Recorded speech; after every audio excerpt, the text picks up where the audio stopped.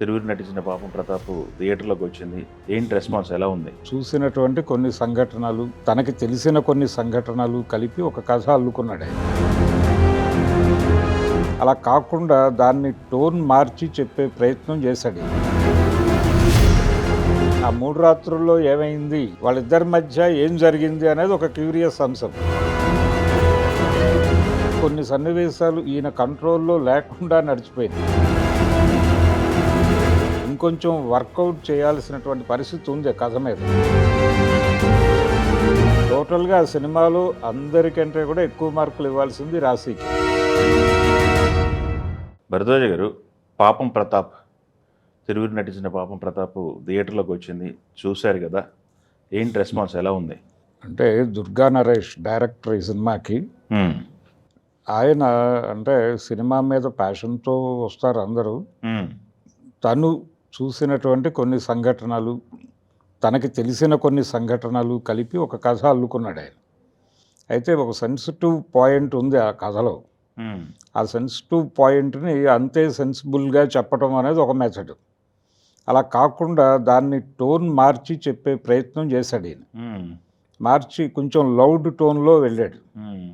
ఈ loud tone అనేది మనం ఆల్రెడీ గతంలో చూసాం. ఈవి సత్యనారాయణ గారు ఇలాంటి డైరెక్టర్లు అడపాదడపా కోడి రామకృష్ణ గారు. అంటే టోటల్ ఊరు పార్టిసిపేషన్‌తో నడిచేటువంటి ఒక కథలు హ్మ్. మనం చూసాం గతంలో. అలాగే డైలాగ్ కామెడీ ఇవన్నీ మిక్స్ చేసి టోటల్‌గా థియేటర్‌ని ఎంటర్‌టైన్ చేయాలి అని అనుకున్నాడు. అనుకుని కొంత కాశీనాథ్ అని ఒక కన్నడ డైరెక్టర్ ఇన్‌ఫ్లూయెన్స్ కూడా కనిపించింది. హ్మ్.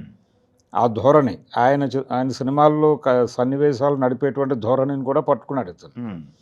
పట్టుకొని ఆ తరహాలో ఈ జనరేషన్‌కి కనెక్ట్ అవుతుంది ఈ సినిమా అనేది బలంగా నమ్మాడాయన. నమ్మి ఈ అటెంప్ట్ చేశాడు. ఆ కథని హీరో తిరువీరు కూడా నమ్మాడు. హ్మ్. ఏది స్క్రిప్ట్‌గా నేరేట్ చేసినప్పుడు. అది విజువల్‌గా కన్వే అయినప్పుడు అదే కమిట్మెంట్‌తో వెళ్ళదు. చాలా సందర్భాల్లో విన్నప్పుడు బాగున్న కథలు తెర మీద నేరేట్ చేసేటప్పుడు తేడా కొడుతుంది. హ్మ్. అలా కొన్ని సన్నివేశాలు ఈయన కంట్రోల్‌లో లేకుండా నడిచిపోయినాయి. హుహు. అంటే ప్రతి ఆర్టిస్ట్‌కి వాళ్ళ స్పాన్ ఎంతుందో ఆ రేంజ్‌కి తీసుకెళ్ళిపోయాడు. హ్మ్. తీసుకెళ్ళిపోవడంతో పాటు ఆ సినిమాలో పెట్టినటువంటి కొన్ని సన్నివేశాలు పర్టిక్యులర్‌గా కొంతమంది ఆర్టిస్టులకి ఆయన డిజైన్ చేసినటువంటి సన్నివేశాలు కొంచెం ఇబ్బందికరంగా నడిచినాయి. ఓహో! అలాగే ఏరియా దాటిపోయింది. అంటే థియేటర్లు ఇవన్నీ దాటి ఫోనుల్లోకి వచ్చేసినటువంటి ఒక సందర్భం చూస్తున్నాం మనం. ఒకప్పుడు సినిమా హాళ్ళల్లో ఈ బ్లూ కంటెంట్ ఉన్నటువంటి సినిమాలు ఆడేవి. ఆ తర్వాత ఇప్పుడు బూత్ అనేది సర్వవ్యాపితం అయిపోయి ఫోనుల్లోకి వచ్చేసింది. జేబులోకి వచ్చేసింది. హ్మ్. దీన్ని ఆ టైంకి వెళ్ళి చెప్పే ప్రయత్నం చేశాడాయన. ఆ ప్రయత్నం చేయటము అది కూడా ప్రాపర్‌గా జనాల్ని ఉత్తేజపరిచే పద్ధతిలో అనిపించలేదు. హ్మ్. ఏదో కృత్రిమంగా నడిచిపోతున్నాయి సన్నివేశాలు అనిపించే ధోరణిలో వెళ్ళిపోయింది. పర్టిక్యులర్‌గా గోపరాజు ఆయన యాక్ట్ చేసినటువంటి సన్నివేశాలన్నీ కొంచెం లౌడ్‌గా వెళ్ళినాయి. ఓకే. ప్రతి ఆర్టిస్ట్ చేత సాధ్యమైనంత ఒక రకంగా ఆ లౌడ్ యాక్షన్ చేయించే ప్రయత్నం చేశాడు. హుహు. తద్వారా ఒక విపరీతమైన ఎంటర్‌టైన్‌మెంట్‌ని జనరేట్ చేద్దాం అనేది ఆయన ఉద్దేశం. హీరో క్యారెక్టర్‌తో కూడా అలాగే చేయించాడు. ఓకే. అలాగే చేయించడంతో ఏమైందంటే ఆ క్యారెక్టర్‌లో ఉన్నటువంటి సెన్సిబిలిటీ ఆడియన్స్‌కి ప్రాపర్‌గా కనెక్ట్ కాలేదది. హుహు. ఇంకొంచెం వర్కౌట్ చేయాల్సినటువంటి పరిస్థితి ఉంది ఆ కథ మీద. ఓకే. చేసి ఉంటే క్యారెక్టర్‌లను కూడా అంటే తను కన్‌ఫ్యూజ్ అయ్యాడు. ఒక సెన్సిబుల్ పాయింట్ ఉండాలి అనేది అనుకున్నాడు బలంగా. అదే సమయంలో కమర్షియల్‌గా సినిమా వర్కౌట్ అవుతుందా? కాదా? అనేటువంటి ఒక టెన్షన్. హ్మ్. ఆ టెన్షన్‌తో ఒక లౌడ్ కామెడీని పెట్టేస్తే వర్కౌట్ అయిందా? కామెడీ వర్కౌట్ అయిందా పోనీ? ఆ కామెడీ మిస్ మ్యాచ్ అయిందది. ఓకే. అంటే ఈయన ఏదైతే ఆ కథకి పునాది అనుకున్నాడో అంశం, దాంతో ఈ కామెడీ ప్రాపర్‌గా సింక్ అవ్వలేదు. ఆ సింక్ అవ్వకపోవడం అనేది ఆడియన్స్‌కి అంటే ఏ స్థాయి ప్రేక్షకుడైనా ఫీల్ అయ్యే పరిస్థితికెళ్ళిందది. హుహుహు. అందుకని టోటల్‌గా మిస్ మ్యాచ్‌లో నడుస్తుంది సినిమా అంతా. ఆయన కొన్ని క్యారెక్టర్లు అంటే గ్రామాల్లో సహజంగా కనిపించేటువంటి కొన్ని క్యారెక్టర్లను తీసుకొని డిజైన్ చేసుకున్నాడు కానీ, ఇవన్నీ కూడా ఆల్రెడీ వాడేసినటువంటి టెంప్లెట్‌లే. ఓకే. చాలామంది డైరెక్టర్లు ఇంతకుముందు వాడేసినటువంటి టెంప్లెట్లన్నీ దొరికినాయి దీనిలో. అందుకని ఏది ఫ్రెష్గా అనిపించలేదు. అలాగే ఆయన డీల్ చేసినటువంటి పునాది అంశం, ఆ బేసిక్ స్టోరీ లైన్, అదే అది దానిలో ఉన్నటువంటి సెన్సిబిలిటీని, ఆ 3 రాత్రుల్లో ఏమైంది అనేది ఆ 3 రాత్రుల్లో ఏమైంది, ఎందుకు ఆ అమ్మాయి అలా రియాక్ట్ అయింది వైల్డ్గా, ఎందుకు వెళ్ళిపోయింది అనేది. వెళ్ళిపోయింది అనేది రియాక్ట్ అయింది వరకు మాట్లాడుకుందాం మనం. వాళ్ళిద్దరి మధ్య ఏం జరిగింది అనేది ఒక క్యూరియస్ అంశం. ఇలాంటివి భాగ్యరాజ లాంటి వాళ్ళు అద్భుతంగా డీల్ చేసిన సందర్భాలు ఉన్నాయి తమిళ్లో. ఇక్కడికి వచ్చేసరికి ఆ సెన్సిబిలిటీసు ప్రాపర్గా వెళ్ళాల. ఓకే. వీళ్ళు కథగా అనుకున్నప్పుడు బాగానే ఉంది అది. పాపం ప్రతాప్ కాస్త పాపం ప్రేక్షకులు అనే పరిస్థితికి వెళ్ళింది అది. ఓహో. అంటే థియేటర్లో కూర్చున్న ఆడియన్స్ ఎందుకింత లౌడ్గా బిహేవ్ చేస్తున్నారు వీళ్ళందరూ అని విపరీతంగా ఆశ్చర్యపోవడంతో పాటు జాలిపడేటువంటి పరిస్థితికి వెళ్ళారు. ఒక్క రాశి క్యారెక్టర్ మాత్రమే ప్రాపర్గా డిజైన్ జరిగింది. తను కూడా అంతే సెటిల్డ్గా ఆ క్యారెక్టర్ని తను పెర్ఫామ్ చేసిన పద్ధతి చాలా బాగుంది. ఓకే. టోటల్గా ఆ సినిమాలో అందరికంటే కూడా ఎక్కువ మార్కులు ఇవ్వాల్సింది రాశికే. ఓకే. తను బాగా చేసింది. తర్వాత హీరోయిన్ కూడా ఆ క్యారెక్టర్ పరిధిలో చాలా బాగా పెర్ఫామ్ చేసింది. మిగిలిన వాళ్ళందరూ ఇప్పుడు తిరువీరు కూడా చాలా బాగా యాక్ట్ చేయగలిగినటువంటి సత్తా ఉన్న నటుడే. అవును. కానీ అతనితో అతని జానర్ కానటువంటి నటన చేయించే ప్రయత్నం చేశాడు ఆయన డైరెక్టర్ గారు. ఓకే. దాంతో తను కూడా మిగిలిన క్యారెక్టర్లతో పాటు అదే లౌడ్లో వెళ్ళిపోయాడు.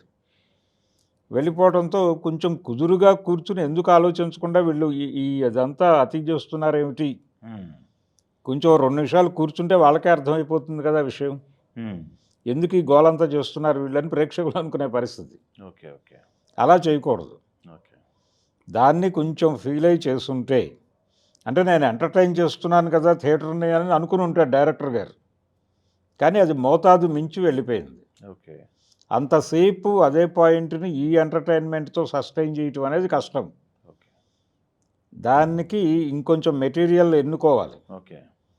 అది అది చేయకపోవడంతో ఇది ఒక అంటే థియేటర్ని పూర్తి స్థాయిలో హోల్సమ్గా ఎంటర్టైన్ చేయటంలో ఫెయిల్ అయింది. ఓకే. అందుకని ఈ సినిమా పూర్తిగా ప్రేక్షక ఆదరణ పొందగలదా అనేది అనుమానమే. ఓకే. నిన్న అంటే ఆ హీరో మీద అభిమానంతోనో లేకపోతే ఆ ప్రాజెక్ట్ మీద ఈ మధ్యకాలంలో చాలా చిన్న సినిమాలు థియేటర్లోకి వెళ్ళిన తర్వాత ఆడియన్స్ని కూర్చోబెట్టగలుగుతున్నాయి. అందుకని చిన్న సినిమాల మీద ఒక నమ్మకం ఉంది. చిన్న సినిమాలు మంచి స్టోరీ లైన్తో వస్తాయి అనేటువంటి ఒక బిలీఫ్ ఉంది ఆడియన్స్లో. ఇలాంటి సినిమాల వలన ఏమవుతుందంటే ఆ బిలీఫ్ దెబ్బతింటుంది. ఓకే. అది దెబ్బతినకుండా చూసుకోవాల్సిన బాధ్యత ఉంది. అందుకని పెద్ద సినిమాల్లో ఏమున్నా కానీ జనాలు సరే చూసేస్తారు, అది స్టార్డమ్తోనూ ఆ హడావిడిలో వెళ్ళిపోతుంది. కానీ చిన్న సినిమా అనేది పర్టికులర్గా ఒక సెన్సిబుల్ పాయింట్ తీసుకుని ప్రాపర్గా డీల్ చేస్తారు అనే జనంలో ఉన్న నమ్మకాన్ని దెబ్బ కొడితే ఇబ్బంది అవుతుంది. ఓకే. అది అలాంటివి జరగకూడదు. కానీ ఈ సినిమాలో ఆయన తన్ని తాను కమర్షియల్ డైరెక్టర్గా మార్చుకోవటం అనేది కూడా ఉండొచ్చు స్కీమ్, కానీ వే ఇది కాదు. ఓకే. ఈ మార్గం కాకుండా ఇంకొంచెం బెటర్గా ఆయన కాశీనాథ్ని ఆదర్శంగా తీసుకున్నప్పటికీ, లేకపోతే ఈవి సత్యనారాయణ గారిని, లేకపోతే కోడి రామకృష్ణ గారిని, ఇలాంటి గణేష్ పాత్రోని, ఇలాంటి వాళ్ళని ఆయన దృష్టిలో ఉన్నారు. ఆ తరహా ధోరణి అంతా కనిపించింది సినిమాలో. అదే టైంలో ఆయన కొంచెం భాగ్యరాజాన్ని కూడా పట్టించుకుని ఉంటే బాగుండేది. భాగ్యరాజా, జంధ్యాల అలాంటి వాళ్ళని కూడా కొంచెం పట్టించుకుని ఉంటే ఈ సినిమా మరీ ఇలా నడిచేది కాదు. ఓకే. అలా ఒక ప్రయత్నం అయితే మంచి ప్రయత్నం చేశారు, ఒక మంచి ఆలోచన చేశారు. చాలా ఫ్యామిలీస్లో ఇలాంటి సమస్యలు ఉంటాయి. ఈ సమస్యలు అంటే పర్టికులర్గా తనకి సంబంధించి 4 గోడల మధ్య జరిగిన విషయాన్ని బహిరంగ ప్రపంచంలో చెప్పటము, దానికి ఒక పరిష్కారాన్ని వెతకటము, దానిలో ఈగోలకి వెళ్ళిపోయి జీవితాలు నాశనం చేసుకునే వాళ్ళు చాలామంది ఉంటారు. దీంతోపాటు ఈయన అతను ఎందుకు అలా బిహేవ్ చేస్తున్నాడు అనే చెప్పడానికి ఒక సామాజిక అంశం ఎంచుకున్నాడు. ఓహో. ఆ సామాజిక అంశం కూడా ప్రాపర్గా ఆడియన్స్కి కనెక్ట్ అవ్వలేదా? రిజిస్టర్ చేయటంలో, ఆ సన్నివేశాలని డిజైన్ చేయటంలోనే కొంచెం డెప్త్ లోపించింది. ఇంకొంచెం వర్కౌట్ చేయాలి అక్కడ. చేసుంటే సినిమా కనెక్ట్ అయ్యేది. ఓకే. అది సొసైటీని కనెక్ట్ చేస్తూ గనక నడిపుంటే డెఫినెట్గా మంచి సినిమా అయ్యేది. ఓకే. తన చేతుల్లో ఉన్నదే. ఓకే. కానీ తను ఈ లౌడర్ గొడవ మీద ఎక్కువ కాన్సన్ట్రేషన్ చేశాడు. చేసి దాన్ని జస్ట్ ఊరికనే ఒక పునాది అంశంగా వాడదాం అనుకున్నాడు అంతే. కానీ సినిమా ఆ యాంగిల్లోనే చూస్తారు జనాలు. ప్రేక్షకుడు ఫైనల్గా థియేటర్ నుంచి బయటకు వచ్చేటప్పుడు అసలు ఏం చెప్పదలుచుకున్నాడు డైరెక్టర్ గారు అని ఆలోచించిన తర్వాత ఇంత గొడవకి ఇది పునాదిగా తీసుకోవడం అనేది కరెక్ట్ కాదేమో అని ప్రేక్షకులు ఫీల్ అయ్యే పరిస్థితి తీసుకొచ్చారు. ఓకే.